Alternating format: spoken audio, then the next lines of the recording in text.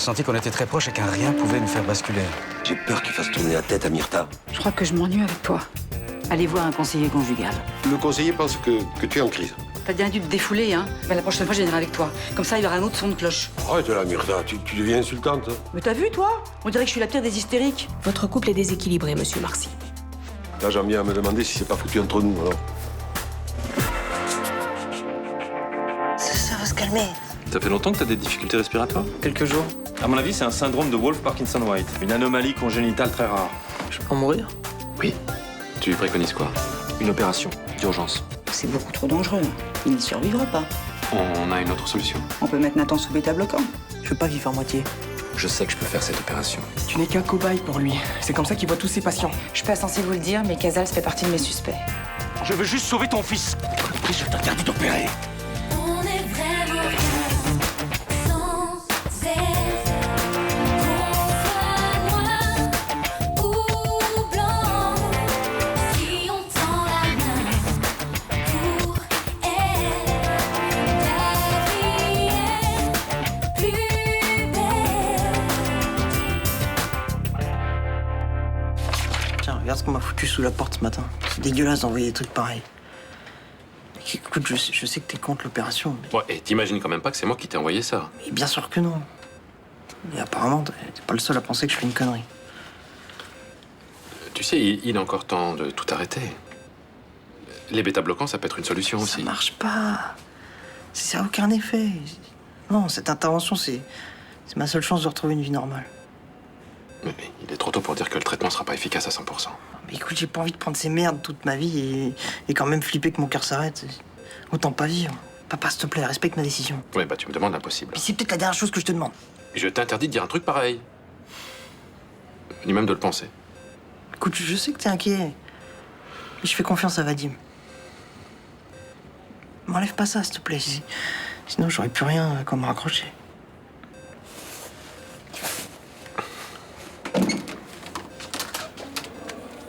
Bonjour. Alors, comment tu te sens? Encore la gerbe. Il me tarde que ce soit fini. Hein. Eh, mais ça me fait bizarre de vous voir tous les deux. J'ai l'impression d'être au bon vieux temps. Ouais. L'intervention a lieu à quelle heure? En début d'après-midi. Bon, je vous laisse. Je repasserai tout à l'heure. Papa, Oui, ça va bien se passer. oui.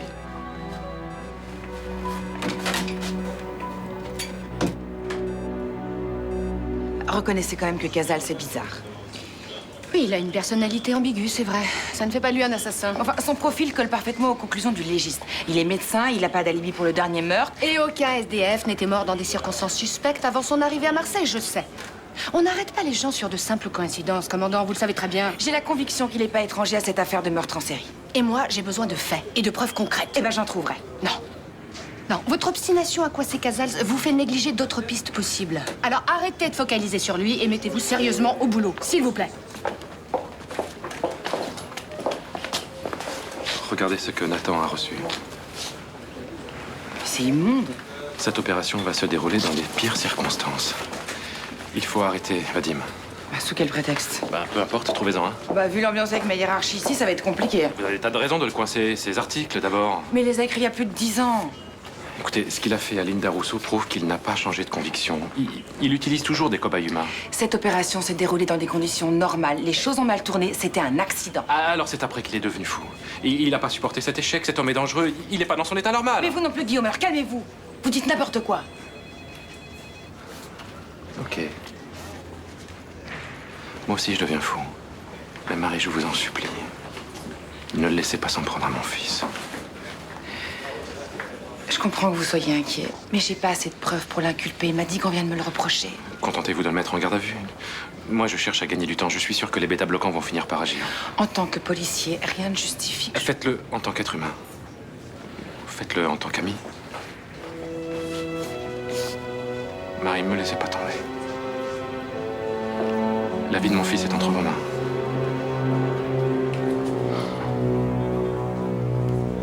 Écoute, j'ai vu l'infirmière et elle a été catégorique. Tu peux rien boire. Ça, mais j'ai soif, moi. Je suis très impressionnée, tu sais.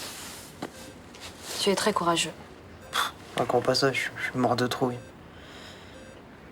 Je fais semblant devant papa, il va déjà assez mal comme ça. Ouais, il aurait préféré éviter l'opération. Bah, pas moi. J'ai pas envie de passer ma vie à me demander quand mon cœur va s'arrêter de battre. Ce serait pire que mourir, ça. Mais tu vas pas mourir. Ça peut arriver. Je refuse d'y penser, Nathan. Moi, j'arrête pas d'y penser. Ça me fait du bien d'en parler avec quelqu'un. C'est difficile de garder tout ça pour soi. Je me fais du souci pour papa, tu sais. Écoute, pour l'instant, tu dois penser à toi. Tu dois te reposer, garder tes forces et arrêter d'envisager le pire. Bah, si ça arrivait, je voudrais être sûr que tu serais là pour lui. Oui, c'est promis. Avec toi qui peux l'aider, Luna. Parce que je sais qu'il t'aime encore. Mais je serai toujours là pour lui, tu le sais bien. Même si elle va dire. Même si elle va dire.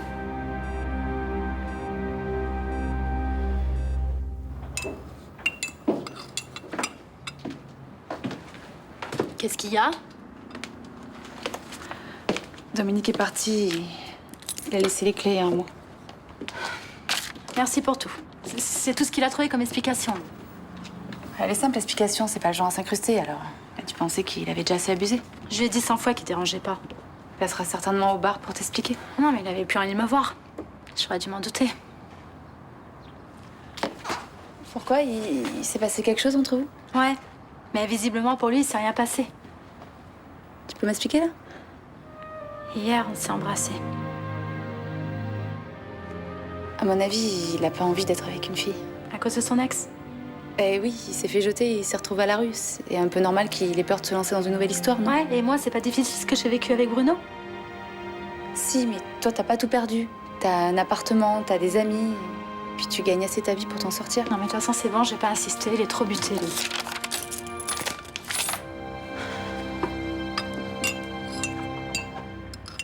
Non, non, ne vous inquiétez pas, tout se passe bien. Je suis au bon endroit et ça me permet de savoir beaucoup de choses. Bon, c'est une question de semaine. Non, je sais, vous pouvez pas attendre ad vitam aeternam, mais il va falloir être patient. Non, c'est moi qui vous rappelle. Au revoir. Entrez. Bonjour, monsieur Préjean. Je ne vous dérange pas. Qu'est-ce que vous voulez? Je suis un petit peu inquiète.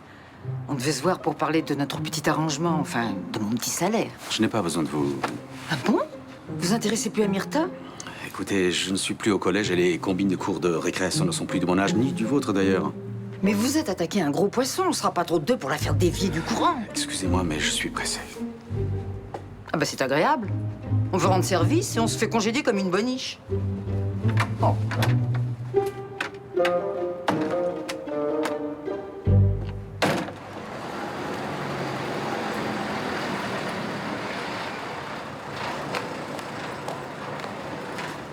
T'as vu Nathan?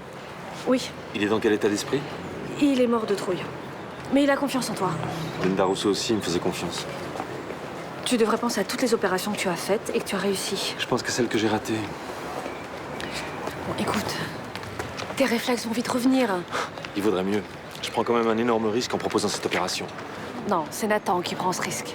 Je suis convaincu que mon diagnostic est le bon. Alors fonce. T'es bien la seule à me soutenir. Mais parce que j'ai confiance en toi. Je t'aime et puis je suis sûre que tout se passera bien. Moi aussi, je t'aime.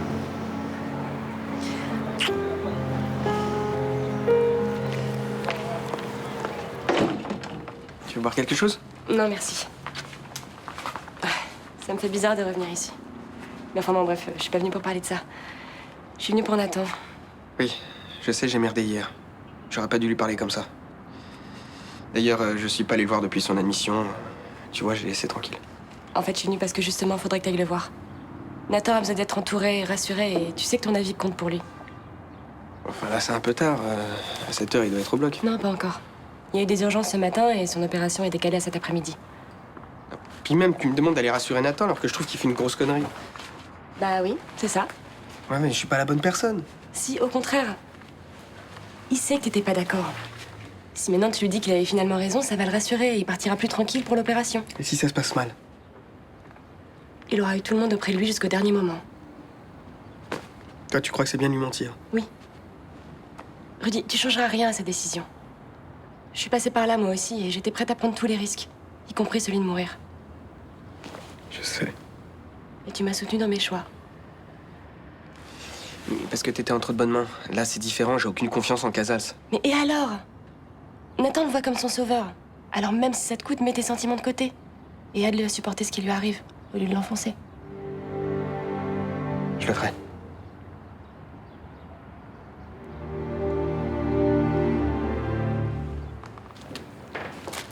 Je suis pas sûr que Dominique soit le mec le plus simple du monde. Bon, ben, il a bien fait de partir, ça m'évitera une galère sentimentale de plus. J'en ai marre des mecs tordus, j'aimerais bien avoir un mec normal pour une fois. C'est quoi avec normal pour toi? Quelqu'un de solide, qui a confiance en lui et surtout qui est content d'être avec moi. Oui, bah, je suis pas sûr que Dominique soit le meilleur des candidats. Ah, c'est clair. En même temps, ça doit pas être simple pour lui aussi. À longueur de journée, les gens le regardent qu'avec mépris. Oui, ben, quand on le regarde autrement, il s'en va alors. Bah, peut-être parce qu'il se demande pourquoi une femme s'intéresse à lui, c'est tout. Je te fais pour qu'il se sente bien, hein, pourtant. Écoute, il doit falloir des années pour revenir à une vie normale quand on a été SDF. J'étais prête à l'aider, moi. Tu pourras pas faire grand-chose. Tu sais quoi? Je suis sûre que si on était ensemble, ben, il oublierait tout ce qui va pas. Ça, c'est ton âme de bonne sœur qui parle. Mais non. Écoute, Mélanie, s'il avait pas été SDF, s'il avait pas eu une histoire d'amour compliquée, est-ce que vraiment tu te serais intéressée à lui? Mais ça n'a rien à voir. Il est sensible et c'est ça qui m'a attirée chez lui. Ouais. Hein? Bah, t'attaches pas trop, tu risques de le regretter.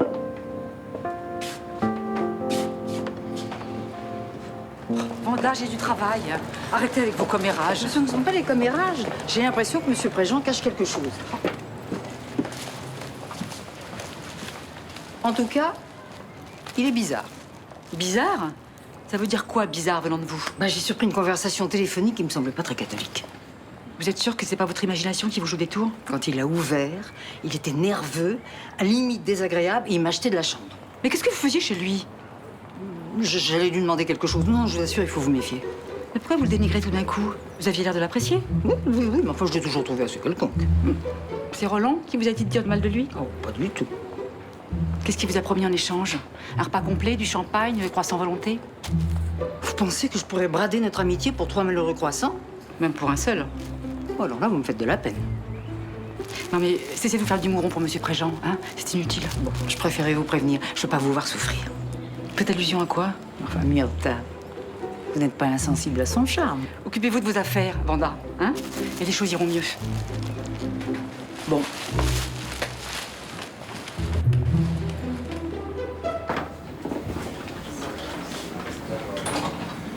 C'est cool que tu sois venu, hein. Je commence à flipper, là. C'est normal. T'inquiète pas, ça va aller. Ah, tu disais pas ça hier? T'as changé d'avis sur Vadim?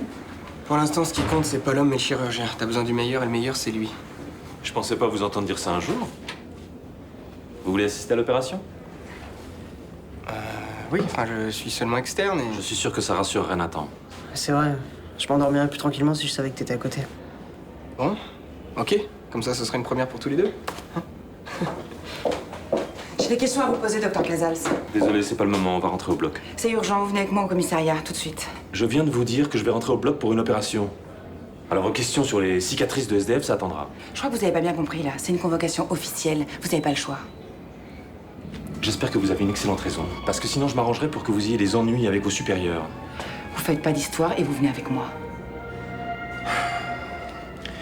Il faudrait dire à l'anesthésiste qu'on aura un peu trop tard. À tout à l'heure.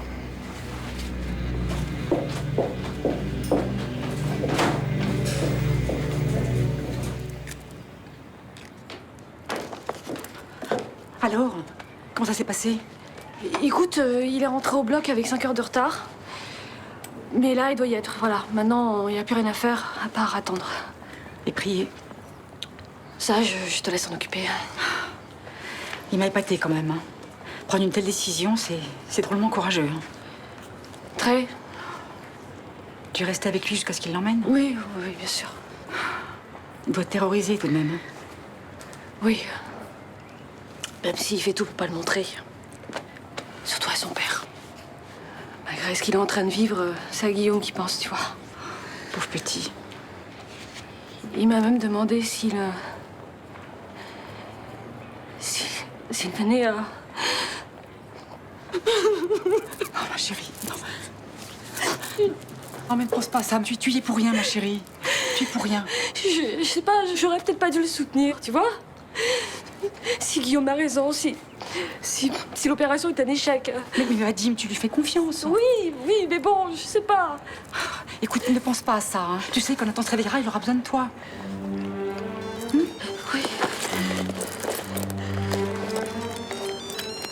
Oui. Oui, allô? Oui? Comment ça?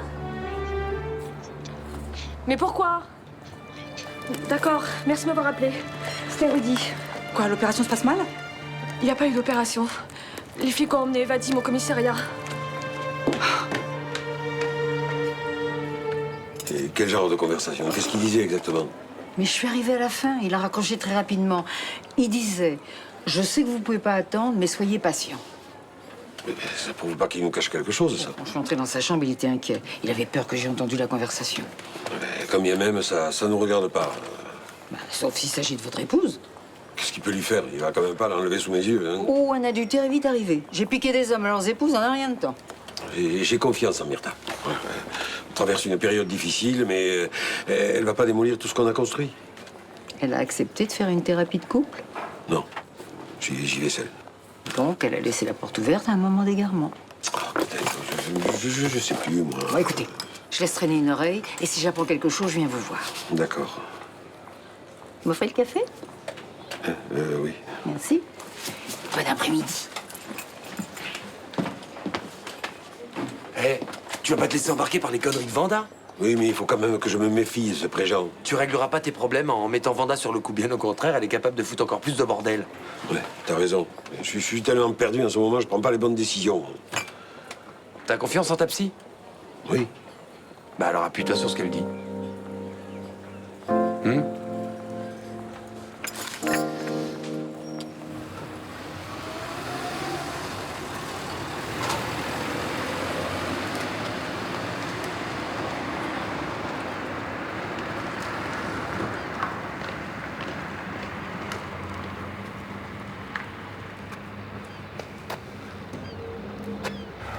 Comment vous avez su que j'étais là? C'est Benoît qui me l'a dit. C'est si terrible que ça de me voir. Je suis pas parti de chez vous pour rien. Mais justement, j'aimerais bien avoir une explication.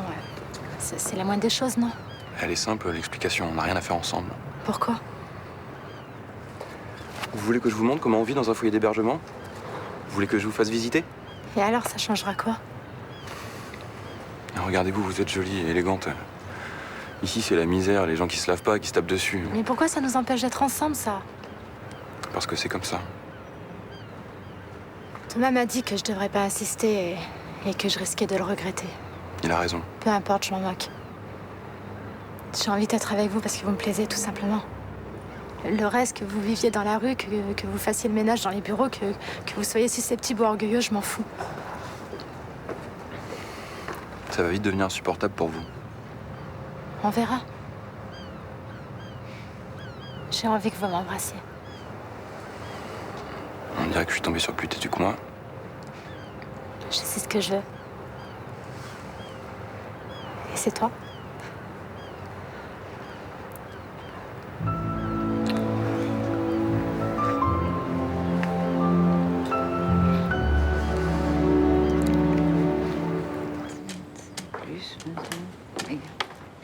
Ah, monsieur Préjean, vous savez si vous quittez Marseille ou non? Je crois que je vais rester encore un peu, si ça vous dérange pas. Oh, mais pas du tout, au contraire. Vous pouvez rester. Vous étiez inquiète que je parte? Non, c'est-à-dire que je me posais la question parce que Vanda a surpris une conversation téléphonique et je me demandais si vous n'alliez pas partir discrètement. Mais hier, je vous avais promis que je viendrais vous dire au revoir. Ah, c'est vrai, vous l'avez la tête, vous me l'avez dit. Dites-moi, est-ce que vous savez exactement où vous en êtes avec moi? Et bien sûr, tout à fait. Vous savez, il arrive parfois que certains clients deviennent des amis et je n'aime pas qu'ils partent en catimini. Vous vous défendez mal. Mais je me défends pas. Excusez-moi d'insister, mais... Oh, mais vous pouvez, ça ne me dérange pas. Vous savez, je me suis tracé un chemin et je m'y tiens. Celui que vous faites avec votre mari. Exactement. C'est très respectable ce que vous faites. Je vous admire de pouvoir rester fidèle à une ligne de conduite. J'ai toujours vécu comme ça. Moi, je prends ce que la vie m'apporte. Alors vous voyez, on ne pourra jamais s'entendre. Non, c'est dommage. Mais c'est comme ça.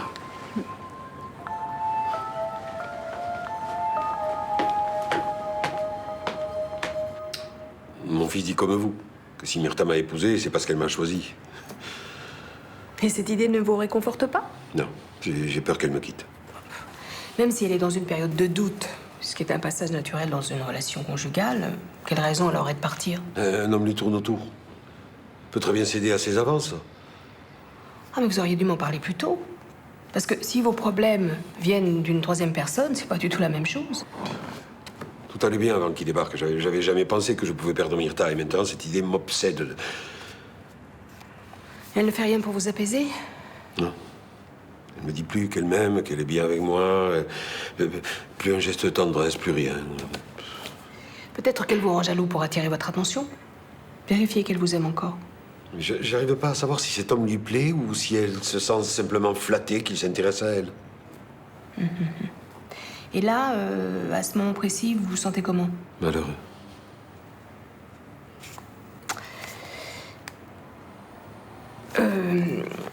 Si vous le permettez, nous allons tenter quelque chose. Quoi? Elle ne veut toujours pas venir à mon cabinet? Non. Bon, alors nous irons la voir et on essaiera de jouer une situation qui risque de la faire réagir. Vous vous foutez de moi? C'est ça vos questions urgentes? Me parler d'articles vieux de 10 ans? Vos thèses sont à vomir.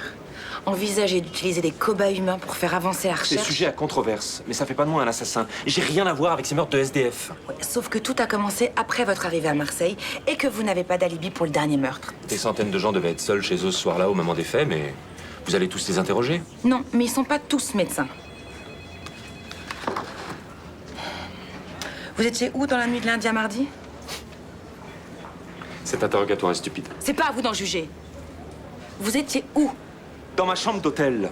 Avouez que vos questions bidons ne servent qu'à une chose, c'est me retenir ici. C'est les Hermann qui vous a demandé ça, hein? Non, pourquoi? Parce que je sais qu'il est prêt à tout pour retarder l'opération de son fils. Il a sûrement ses raisons. Non, aucune. C'est lui qui met en danger son fils. Je crois pas, non. Nathan est dans un état critique. Il peut mourir si je l'opère pas rapidement. On va quand même terminer l'interrogatoire. S'il arrive quoi que ce soit à ce gamin, c'est vous qui en porterez la responsabilité.